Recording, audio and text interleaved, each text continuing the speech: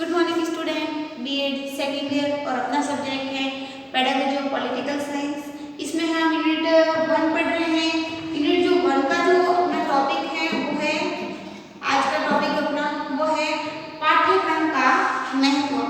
इससे पहले की जो कल की जो ऑनलाइन क्लास थी उसमें मैंने आपको पाठ्यक्रम का अर्थ और उसकी परिभाषाओं के बारे में बताया था कि पाठ्यक्रम का जो अंग्रेजी रूपांतरण है पाठ्यक्रम कैरिकुलम शब्द से बना है, जिसका लैटिन भाषा में हम कैरियर शब्द से उत्पत्ति हुई, जिसका अर्थ होता है भागना या दौड़ना, अर्थात एक निश्चित स्थान तक अपने लक्ष्य तक पहुंचने की प्रक्रिया को हम पाठ्यक्रम कहते हैं।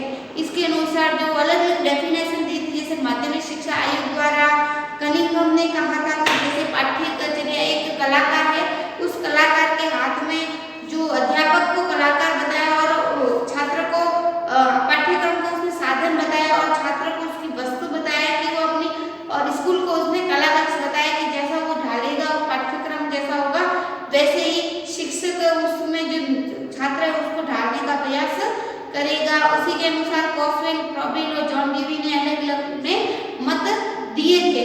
आज हम पढ़ेंगे इसके महत्व के बारे में। तो सबसे पहले इसका जो महत्व है वो है पाठ्यक्रम किसी अवधि में दी जाने वाली शिक्षा की व्यवस्था करता है तथा उसका निर्धारित रूप प्रस्तुत करता है। सबसे पहला महत्व है पाठ्यक्रम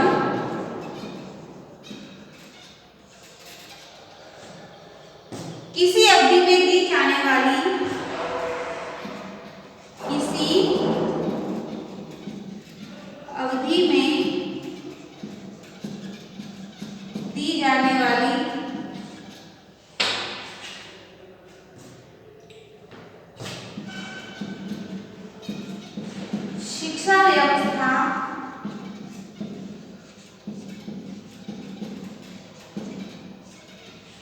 शिक्षा व्यवस्था करता है तथा उसका निर्धारित रूप प्रस्तुत करता है तथा उसका निर्धारित रूप प्रस्तुत करता है। पहला है कि पाठ्यक्रम किसी अवधि में दी जाने वाली शिक्षा व्यवस्था को करता है, यानी शिक्षा व्यवस्था के अंदर जैसे आज क्लास में बालक को किस समय सीमा के अंतर्गत कौन सा प्रकरण किस समय सीमा तक पढ़ाना है और उसका जो निर्धारित रूप है कि समय सीमा के अकॉर्डिंग बालक को उसके जो मानसिक आयु है या उसकी परिपक्वता है, उस परिपक्वता के अनुसार उसको कितना उस कालांश के अंतर्गत वो कितना उसको ग्रहण कर सकता है, वो कितना उसको कैचअप कर सकता है, उसके आधार पर उसका निर्धारित रूप और उसकी व्यवस्था तय करता है। दूसरा है यह अध्ययन अध्यापन को क्रमबद्ध बनाता है। दूसरा है यह अध्ययन अध्यापन को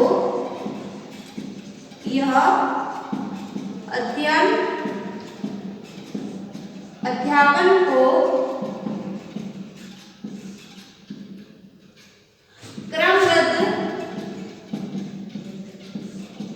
बनाता है।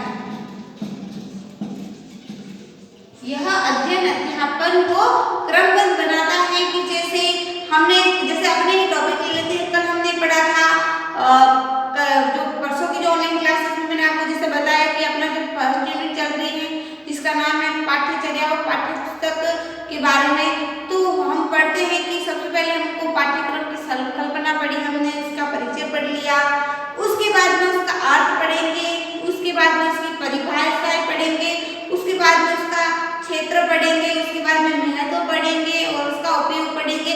इस प्रकार यह पाठ्यक्रम का जो अध्यापन है कि पहले क्या पढ़ना है बाद में क्या पढ़ना है, उसकी क्रमबद्धता को तय करता है। तो पाठ्यक्रम के द्वारा अध्ययन अध्यापन का जो क्रम है वो बना रहता है कि किस सीमा तक क्या पढ़ना है, कैसे पढ़ना है, उसकी क्रमबद्धता को तय करता है ताकि बालक उसको क्रमबद्धता से पढ़े तो वो उसको ज्ञान है वो तो याद रहे, वो उसको मानसिक रूप से वो उसके लिए तत्पर हो और वो जो पढ़ेगा वो उसके लिए लाभकारी होगा।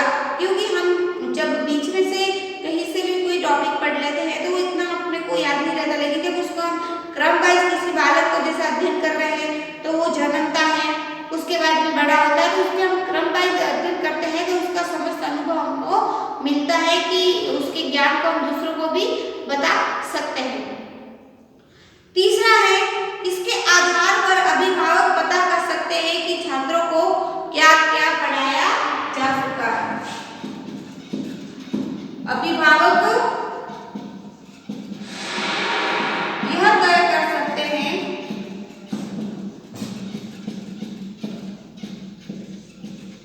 कि छात्रों को क्या क्या पढ़ाया जा चुका है।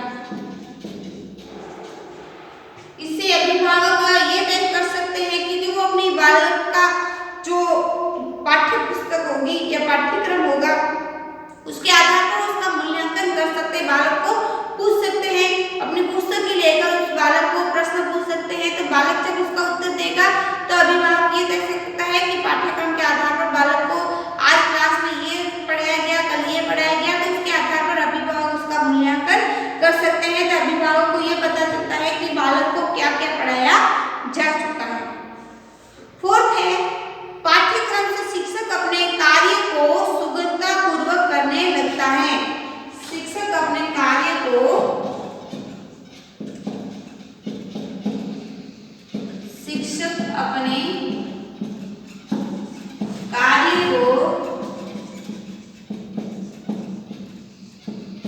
सुगमतापूर्वक कर सकता है। कैसे कि जब उसके पास में पाठ्यक्रम होगा तो वो अपने नोट्स बना सकता है, अपने अकॉर्डिंग उस पाठ्यक्रम के अनुसार बालक के उसको जैसे 8 क्लास के बालक को पढ़ाना है, 9 क्लास के बालक को पढ़ाना है, तो उसकी समय सीमा कितनी होगी, बालक का उसकी जो परिपक्वता की अवस्था है कितनी होगी, तो उसके अकॉर्डिंग ही वो नोट्स तैयार करेगा और उस समय सीमा के अंतर्गत वो उसको पढ़ाएगा ताकि उसके जो शिक्षण के जो उद्देश्य है वो उद्देश्य को भी वो पूर्ति कर सके। तो इसके आधार पर शिक्षक को अपना जो शिक्षण कार्य पूर्ण रूप से संपन्न कर सकता है कि उसको क्या पढ़ाना है, कैसे पढ़ाना है और किस हद तक पढ़ाना है, तो उसकी वो पूर्व तैयारी भी कर सकता है। तो पाठ्यक्रम के आधार पर शिक्षक होगा वो अपनी पूर्व तैयारी के आधार पर कक्षा में जाएगा और बालक को पढ़ाने में अपना शिक्षण कार्य संपन्न कर सकेगा। यदि उसकी पाठ्यक्रम उसके पास नहीं होगा तो उसको क्या पढ़ाना है, कैसे पढ़ाना है, उसमें वो पूर्व तैयारी नहीं कर सकता, उसके शिक्षण के जो उद्देश्य वो उसको नहीं मिल सकते, तो बालक को वो किस प्रकार से परिपक्व बनाएगा। तो इसके द्वारा पाठ्यक्रम के द्वारा शिक्षक को अपने उद्देश्य की पूर्ति में जो अपने उद्देश्य लेके जाता है क्लास में उसकी पूर्ति करने में सहायता मिलती है और कब कैसे क्या पढ़ाना है उसकी पूर्व तैयारी भी कर सकता है। फिर एक पाठ्यक्रम प्राचीन एकत्रित ज्ञान को नवीन पीढ़ी में हस्तांतरित करने में सहायता करता है। पांचवा है, यह नवीन पीढ़ी प्राचीन एकत्रित ज्ञान को यह प्राचीन एकत्रित ज्ञान को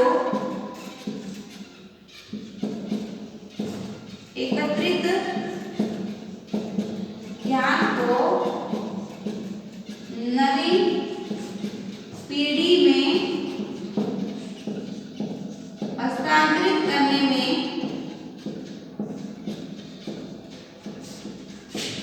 सहायक है।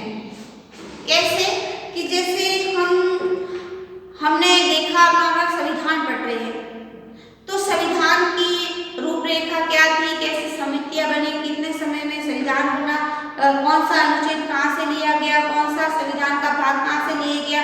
तो जो प्राचीन एकत्रित ज्ञान है उस ज्ञान को हम संग्रहित एकत्रित करके हम आने वाली जो पीढ़ी है उसको कक्षाओं में हम पढ़ाते हैं।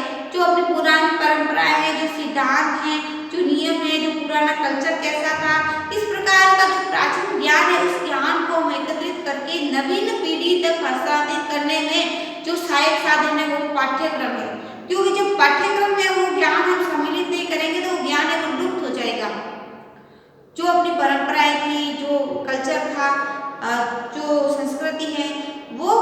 हो जाएगी। यदि हम उसको पाठ्यक्रम में संजो कर रखेंगे तो वो ज्ञान हम पुस्तक के माध्यम से, पाठ्यक्रम के माध्यम से जो आने वाली नवीनतम पीढ़ी है उसको वो पढ़ेंगे और अपने अंदर उस ज्ञान को समाहित करेंगे। तो पाठ्यक्रम एक सर्वोत्तम साधन है कि जो प्राचीनतम ज्ञान है उस ज्ञान को एकत्रित करके नवीन ज्ञान की जो नवीनतम पीढ़ी है उसको हस्तांतरित करने में, उसको देने में सहायक है। यदि पाठ्यक्रम नहीं होता तो ज्ञान वहीं तक सीमित रहता। पाठ्यक्रम के द्वारा हम संजो कर नवीन पीढ़ी में वो ज्ञान हस्तांतरित कर रहे हैं, उनको दे रहे हैं, ताकि जो आने वाली पीढ़ी है उस ज्ञान को संजो कर रखे और अपनी आने वाली पीढ़ी को उसमें हस्तांतरित कर सके। 6 है छात्र की आवश्यकता तथा मानसिक स्तरों के अनुसार शिक्षा की व्यवस्था करता है। यह है जो छात्र की आवश्यकता एवं मानसिक स्तरों के अनुसार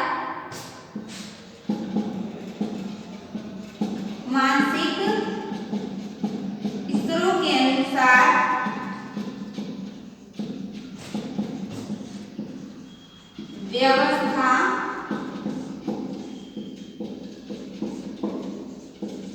करता है। कैसे कि जैसे हम अलग अलग शिक्षण की अवस्थाएं होती है, पूर्व प्राथमिक, उच्च प्राथमिक, माध्यमिक, उच्च माध्यमिक, उनके अनुसार बालक जो पढ़ते हैं उसमें उनकी एज भी अलग अलग होती है, उनकी आवश्यकताएं भी अलग अलग होती है। यदि आप छोटे बच्चों को पढ़ा रहे हो, जैसे पूर्व प्राथमिक कक्षा वाले बालकों को पढ़ा रहे हो, तो उसको आप सीधे ही बोलो बच्चों ये क्या है, ऐसे अनार, उसको सीधे ही आप ऐसे अनार वाक्य पूरा नहीं सिखा सकते हो। यदि आप उसको पहले ऐसे अनार का चित्र बना दो, फिर उसको आप बोलोगे कि बेटा क्या है, ऐसे अनार, फिर उसको आप दोहराओगे कि बोलो ऐसे अनार। इस प्रकार से यदि आप उसको सिखाओगे तो वो सीखेगा। तो पाठ्यक्रम में वो होता है कि उनकी जो बालक जो उससे पढ़ रहे हैं उसके अकॉर्डिंग उसको कैसे पढ़ाना है, वो उसको कैचअप कर रहा है या नहीं कर रहा है।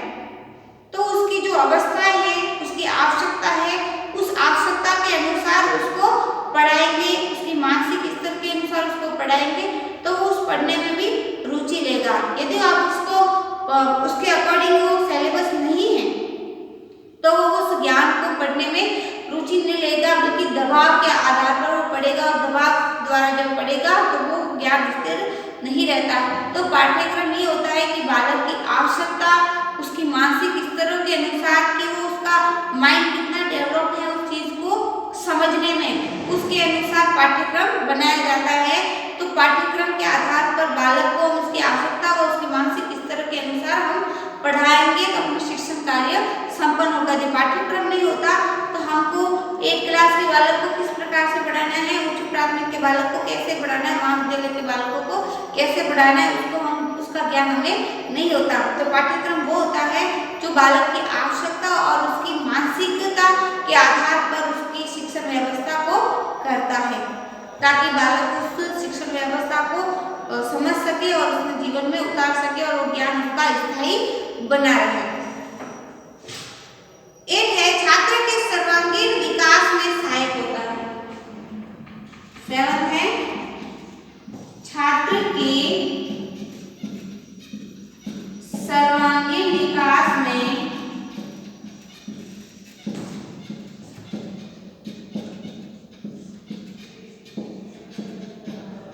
सहायक होता है।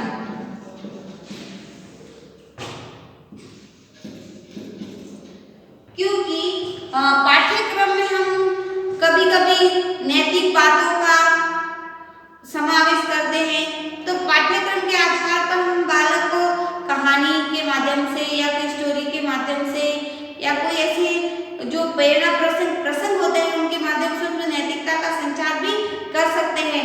तो पाठ्यक्रम का जो आधार होगा सिलेबस में बालक का शारीरिक, मानसिक, आध्यात्मिक, बौद्धिक सर्वांगीण रूप से विकास होगा। तो पाठ्यक्रम होगा उसमें बालक के जैसे पूर्व प्राथमिक में बालक है। धीरे धीरे जब वो बड़ा होता है तो उनके प्रेरक प्रसंग उससे बड़ा होता है तो उसको सामाजिक रूप से कैसे उसमें सहभागिता होगी, तो कार्यानुभव, स्वास्थ्य, शारीरिक शिक्षा, ऐसे कुछ विषय होंगे जो बालक को परस्पर मिलजुल कर कार्य करने और अपनी स्वच्छता संबंधी ज्ञान को भी अवगत कराते हैं। तो पाठ्यक्रम के द्वारा बालक का शारीरिक, मानसिक, आध्यात्मिक समस्त रूप से विकास संभव होता है, क्योंकि जब पाठ्यक्रम में आते हैं तो विद्यालय के अकॉर्डिंग उसकी अलग अलग जो कालांश होते हैं, इस कालांश में हिंदी पढ़ी, गणित पढ़ी, इंग्लिश पढ़ी, नैतिक बातें पढ़ी, तो अलग अलग कालांशों में अलग अलग प्रकार की जो एक्टिविटियां होती है उसमें बालक भाग लेता है और अपनी स्वेच्छा रूप से वो सीखता है। इससे बालक का सर्वांगीण विकास होता है। फिर एक छात्रों को समग्र उद्देश्य की ओर ले जाने में सहायता करता है।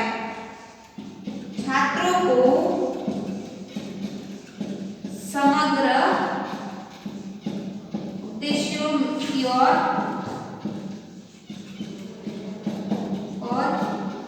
ले जाने में सहायता करता है।